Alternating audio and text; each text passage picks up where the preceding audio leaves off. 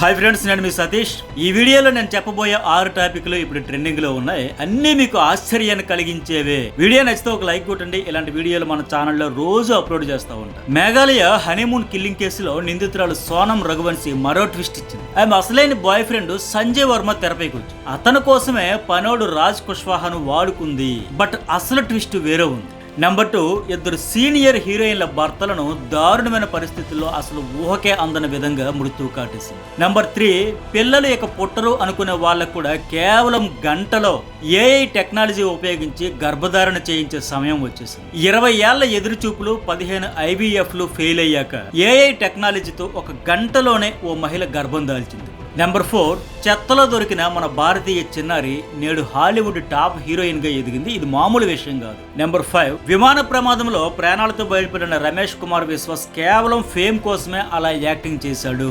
అసలు అతను ఆ విమానంలోనే లేడు అంటూ ఇప్పుడు కుప్పల తెప్పలుగా వదంతులు సోషల్ మీడియాలో వ్యాపించాయి. కానీ అసలు వాస్తవం ఏంటో ఈ వీడియోలో మీకు స్పష్టంగా అర్థమైపోతుంది. నెంబర్ 6, ఫేమస్ యూట్యూబర్ ఇన్స్టా సెలబ్రిటీని అత్యంత కిరాతకంగా హత్య చేసిన ఘటనలో మరో షాకింగ్ విషయం ఇప్పుడు బయటపడింది. ఈ హత్య ద్వారా నీతులు వల్లించి అవి పాటించని దుర్మార్గుల అసలు రూపం బయటకు వచ్చింది. ఏఐ టెక్నాలజీ ఆరంభంలోనే అద్భుతాలను ఆవిష్కరిస్తుంది. ప్రధానంగా వైద్య శాస్త్రంలో ఊహకందని వండర్స్ క్రియేట్ చేస్తుంది. గత 20 ఏళ్లుగా సంతానం కోసం ఎదురు చూస్తున్న న్యూయార్క్ కు చెందిన ఒక జంటకు గంటలోనే తల్లిదండ్రులయ్యే భాగ్యాన్ని కలిగించింది. దీంతో ఏఐ సాధించిన ఘనత గురించి ప్రపంచమంతా చర్చ నడుస్తుంది. 20 ఏళ్లుగా పిల్లల కోసం వాళ్ళు అనుభవించిన బాధంతా ఒక్క క్షణంలో ఏఐ తీర్చేసింది. ఈ జంట ఏకంగా 15 సార్లు IVF ద్వారా పిల్లల కోసం ప్రయత్నించినా విఫలమైంది. పాపం అనేక దేశాల్లో ప్రముఖ వైద్యులను సంప్రదించారు, కానీ ఫలితం లేకపోయింది. బట్ ఇప్పుడు కొలంబియా యూనివర్సిటీలో అభివృద్ధి చేసిన ఏఐ ఆధారిత టెక్నాలజీ వాళ్ళ జీవితంలో వెలుగులు నింపింది. ఆ ఏఐ టెక్నాలజీ పేరు స్టార్, అంటే స్పెర్మ్ ట్రాక్ అండ్ రికవరీ. ఇది సంతాన సాఫల్య చికిత్సలో విప్లవాత్మకమైన మార్పు తీసుకొచ్చింది. స్టార్ ఎలా పనిచేస్తుందో కొలంబియా యూనివర్సిటీ ఫెర్టిలిటీ స్పెషలిస్ట్ అయిన డాక్టర్ జెవ్ విలియమ్స్ వివరించారు. ఈ స్టార్ 3 దశల్లో పనిచేసి తొలుత వీర్యాన్ని భాగాలుగా వర్గీకరిస్తుంది. తర్వాత హై స్పీడ్ ఇమేజింగ్ అంటే మిలియన్ల ఫ్రేములను క్యాప్చర్ చేస్తుంది. ఆ తర్వాత మెషిన్ లెర్నింగ్ ఆల్గారిథం ప్రకారం వాటిని విశ్లేషించి బిందువు లాంటి స్పెర్మ్ సెల్ను గుర్తిస్తుంది. ఈ ప్రక్రియ అంతటి గురించి మన భాషలో చెప్పాలంటే దీనిని గడ్డివాములో సూది వెతకడం లాంటి ప్రక్రియ అనొచ్చు. అసాధ్యం అనుకున్న ఈ పనిని స్టార్ గంటల వ్యవధిలోనే ఏఐ టెక్నాలజీ ద్వారా వెతికేస్తుంది. ఈ న్యూయార్క్ దంపతుల చికిత్సలో టెక్నీషియన్లు 2 రోజులు పరిశీలించిన ఒక్క స్పెర్మ్ సెల్ ను కూడా గుర్తించలేక, కానీ స్టార్ కేవలం ఒక గంటలో 44 సజీవ స్పెర్మ్ సెల్స్ ను ఐడెంటిఫై చేసింది. ఆ తర్వాత 2025 మార్చిలో ఆపరేషన్ లేకుండానే IVF చేపట్టారు. ఇది సక్సెస్ అయింది. ఇప్పుడు ఆ జంట తమ మొదటి కాన్పు కోసం 1000 కళ్ళతో ఎదురు చూస్తుంది. వీళ్ళ కేసులో ఆమె భర్తకు అజోస్పెర్మియా అనే వ్యాధి ఉంది. హార్మోన్ల అసమతుల్యత, ప్రాణాంతక క్యాన్సర్ లాంటి వ్యాధులకు చికిత్స తీసుకున్న, జన్యు లోపాలు, శారీరక నిర్మాణంలో లోపాలు, అలాగే మితిమీరిన మద్యం, మాదక ద్రవ్యాలు తీసుకోవడం, ఇలాంటి వారిలో కొందరిలో ఈ వ్యాధి ఉంటుంది. ఇప్పుడు ఈ జంటలో ఆమె భర్తకు ఎలాంటి వ్యసనాలు లేకపోయినా హార్మోన్ల అసమతుల్యత వల్ల అజోస్పెర్మియా వచ్చింది. ఇప్పుడు ఏఐ స్టార్ టెక్నాలజీ ద్వారా స్పెర్మ్ లోని సజీవంగా ఉన్న సెల్స్ ను గుర్తించి దిగ్విజయంగా గర్భధారణ జరిగేలా చేయగలిగింది. సో ఇక ఎంత బలహీనంగా స్పెర్మ్ కౌంట్ ఉన్నవారిలో అయినా సరే ఇక ఆ ఉన్న కొద్ది వాటితోనే ఏఐ సహకారంతో బిడ్డలు పుట్టించే టెక్నాలజీ వచ్చేసింది అనమాట. ఇది నిజంగా ఎంతో మంది దశాబ్దాలుగా ఎదుర్కొంటున్న మానసిక బాధను తీర్చే గొప్ప పరిణామమని ఖచ్చితంగా చెప్పుకోవాల్సింది. ఇక విమాన ప్రమాదంలో ప్రాణాలతో బయటపడిన రమేష్ కుమార్ విశ్వాస్ ఫేమ్ కోసం, పాపులారిటీ కోసమే డ్రామా ఆడాడు అంటూ వార్తలు సోషల్ మీడియాలో వైరల్ అవుతున్నాయి. అతడు అసలు ఆ విమానంలో ప్రయాణం చేయలేదు. విమానం కూలిన స్థలంలో ఉన్నాడు. కూలిన వెంటనే అక్కడ నుంచి బయటకు వచ్చి డ్రామా క్రియేట్ చేశాడు. ప్రయాణికులు అందరూ చనిపోయినా ఆ ఒక్కడే ఎలా బతికాడు? ఏ ఒక్కరు కూడా నామ రూపం లేకుండా దుర్మరణం చెందితే ఇతడు మాత్రమే చిన్న చిన్న గాయాలతో ఎలా బయటపడ్డాడు? ఇలా అనేక ప్రశ్నలు, అనుమానాలు వ్యాపించాయి. దీనిపై దర్యాప్తు చేయాలంటూ చాలా మంది డిమాండ్ చేస్తా ఉన్నారు. బట్ ఇవన్నీ కేవలం అపోహలు, అనుమానాలు, కొందరి ఊహాగానాలు మాత్రమే. ఇదంతా తప్పుడు ప్రచారమే. అతడు బతకడమే తప్పనడుకు కొందరు మరి దారుణంగా ప్రచారం చేస్తా ఉన్నారు. వాస్తవానికి రమేష్ ఆ విమానంలో ప్రయాణించాడు. ఇది 100% నిజం. ఎయిర్ ఇండియా కూడా కన్ఫర్మ్ చేసింది. ఆయన టికెట్ ఒరిజినలే అని తేలింది. విమానం ఎక్కిన పాసెంజర్స్ లిస్టులో ఆయన పేరుంది. అదే విమానంలో ప్రయాణించిన ఆయన సోదరుడు అజయ్ ప్రాణాలు కోల్పోయాడు. అతడి మృతదేహానికి DNA టెస్టులతో కన్ఫర్మ్ చేశాక కుటుంబీకులకు అందజేశారు.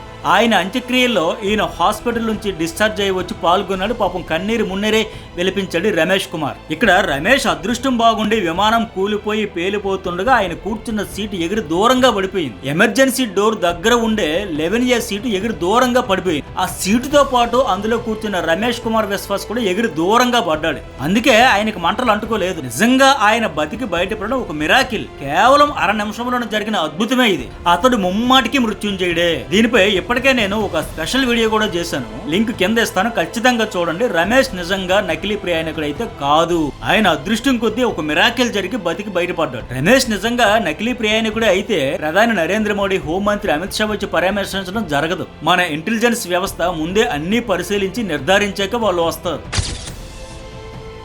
హనీమూన్కి తీసుకెళ్లి భర్త రాజా రఘువంశీని దారుణంగా హతమార్చిన సోనం కేసులో మరో ట్విస్ట్ బయటపడి ఆమె బాయ్ ఫ్రెండ్ రాజ్ కుష్వాహా కాదు, సంజీవ్ వర్మ అనే మరో బాయ్ ఫ్రెండ్ ఉన్నాడని పోలీసుల దర్యాప్తులో తేలింది. ఈ సంజీవ్ వర్మ అనే సోనం మొబైల్లో ఫీడ్ చేసి ఉన్న ఒక నెంబర్తో హత్యకు ముందు గంటలు ఆమె మాట్లాడింది, చాటింగ్ చేసింది. రాజా రఘువంశీని పెళ్లి చేసుకోవడానికి ముందు కూడా ఈ వర్మతో ఆమె 39 రోజులు ఏకంగా 234 సార్లు కాల్ చేసింది. దీంతో అసలైన ప్రేమికుడు ఈ సంజీవ్ వర్మ అని అతడి కోసమే రాజ్ కుష్వాహాను పావుగా వాడుకుందని అనుమానాలు మొదలయ్యి పోలీసులు. దీంతో ఎవరి సంజీవ్ వర్మ అని కూపిలాగిన పోలీసులకు మరో షాకింగ్ ఫ్యాక్ట్ తెలిసి ఆ వర్మ ఎవరో కాదు, Sonam boy friend Raj కుష్వాహే.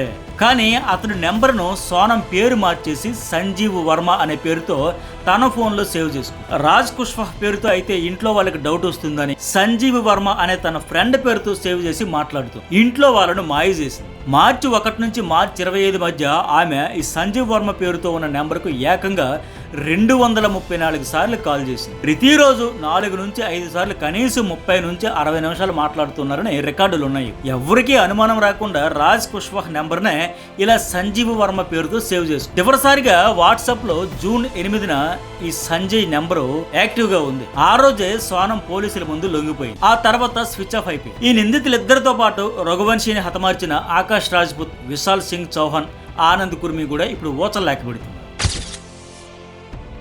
Hollywood movies, short films తో యూత్ లో మంచి క్రేజ్ తెచ్చుకున్న హీరోయిన్ 28 ఏళ్ల దిశాని చక్రవర్తి బాలీవుడ్ సూపర్ స్టార్ మిథున్ చక్రవర్తి ముద్దుల కూతురని అందరికీ తెలుసు. కానీ ఆమె లైఫ్ స్టోరీ వింటే అవునా అని ఎవరైనా ఆశ్చర్యపోవలసిందే. మిథున్ చక్రవర్తి దంపతులు రోడ్డు పక్కన కనిపించిన దిశానిని తీసుకొచ్చి పెంచారు. కోల్కతాలో పుట్టిన దిశానికి జన్మనిచ్చిన తల్లిదండ్రులు ఎవరో ఇప్పటికీ తెలియదు. కోల్కతాలోనే ఒక చెత్త డబ్బా పక్కన పసికందును గుర్తు తెలియని వ్యక్తులు విడిచిపెట్టి వెళ్లిపోయారు. ఆ వార్తను బెంగాలీ వార్తాపత్రికలో చూసిన మిథున్ చక్రవర్తి చలించిపోయారు. అప్పటికే బాలీవుడ్ అగ్ర హీరోల్లో ఒకరిగా వెలిగిపోతున్నారు.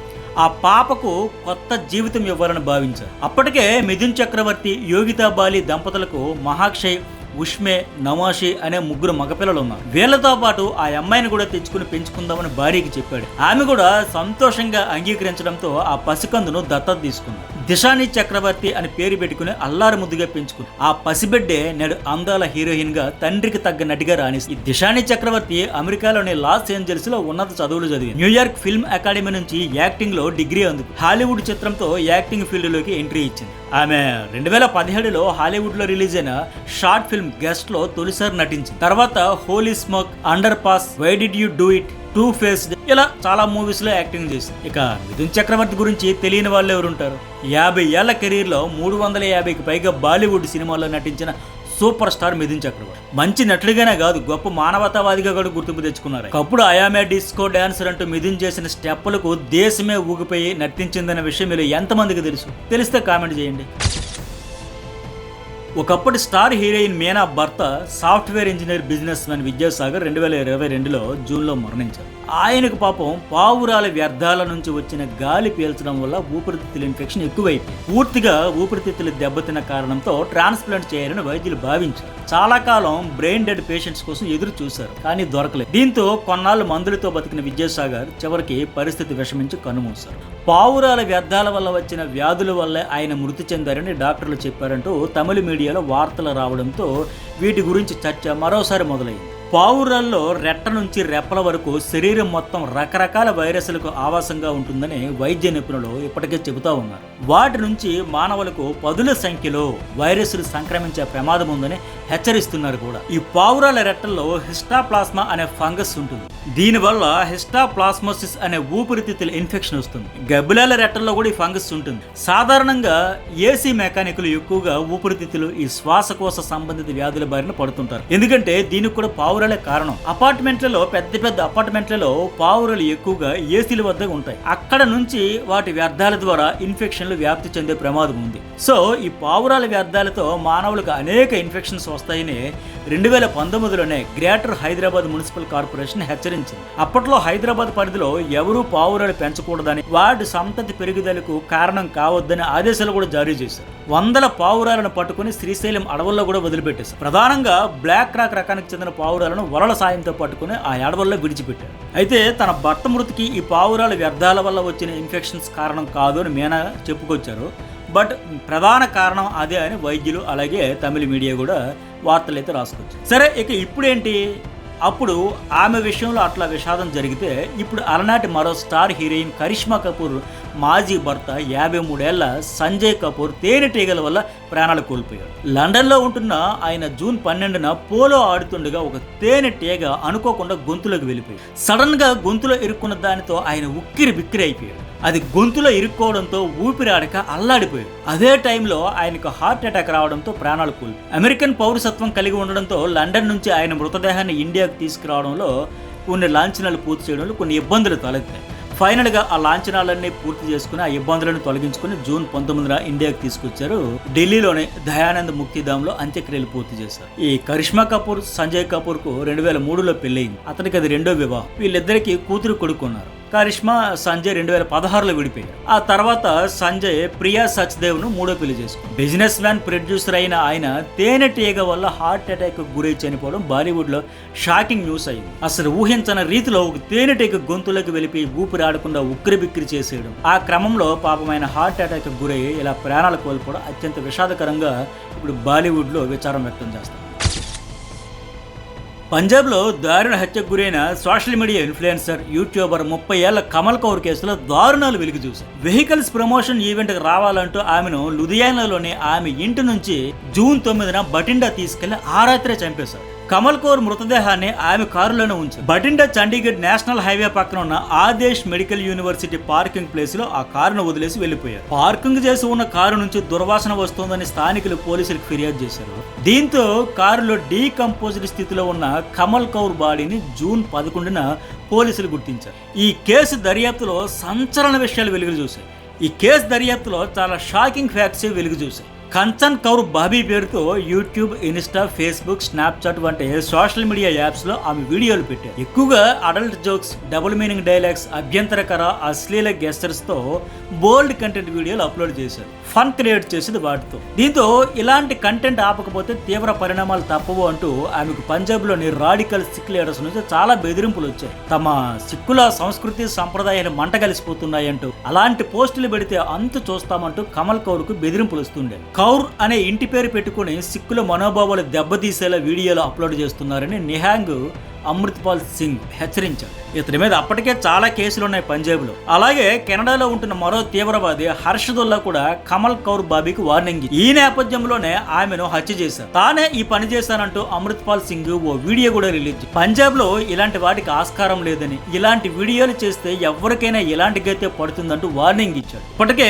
ఈ హత్య కేసులో నిహాంగ్ వర్గానికి చెందిన జస్ప్రీత్ సింగ్, నిమ్రజిత్ సింగ్ లను పోలీసులు అరెస్ట్ చేశారు. ఆమెను తాము చంపాలనుకోలేదని, అశ్లీల పోస్టు ఇక పెట్టొద్దని చెబుదాం అనుకుంటే మాట పెరిగి అనుకోకుండా హత్య చేసేసామని ఆ నిందితులు పోలీసు దర్యాప్తులో చెప్పారు. బట్ తాజాగా Kamal Kaur post mortem report లో సంచలన విషయాలు వెలుగులోకి. కమల్ కౌర్ ను గొంతు నులిమి చంపేశారని వైద్యులు తేల్చారు. ఊపిరి ఆడకుండా చంపేశారని చెప్పారు. అయితే కమల్ కౌర్ థైస్, ప్రైవేట్ పార్ట్లపై అనుమానాస్పద గుర్తులు ఉన్నట్లు బయటపెట్టారు. ఆమెపై అత్యాచారం జరిగిందన్న విషయాన్ని మాత్రం ఇంకా వైద్యులు ధృవీకరించలేదు. కానీ ఆమె మోకాళ్ల పై భాగంలో, నడుము కింది భాగంలో తీవ్ర గాయాలైనట్లు తేల్చారు. అత్యాచార యత్నం జరిగి ఉండొచ్చు అని పోలీసులు కూడా భావిస్తున్నారు. వాస్తవానికి బోల్డ్ content, double meaning dialogues, adult jokes వీడియోలు చేయొద్దు, విలువలు కాపాడడం ముఖ్యమని సెలవిచ్చిన ఈ హంతకులు మరి ఆమెకు ఎలాంటి అఘాయిత్యానికి పాల్పడడం ఏంటి అంటే చెప్పేటందుకు నీతులు దూరవే డాష్ గుడుసులు అన్నట్టుగా వీళ్ళ పనితీరు ఉంది. మోరల్ పోలీసింగ్ పేరుతో మహిళలను చంపడానికి అసలు వాళ్ళెవరో అంటే ఇప్పుడు దేశవ్యాప్తంగా నిరసనలు వెల్లువెత్తుతుంది.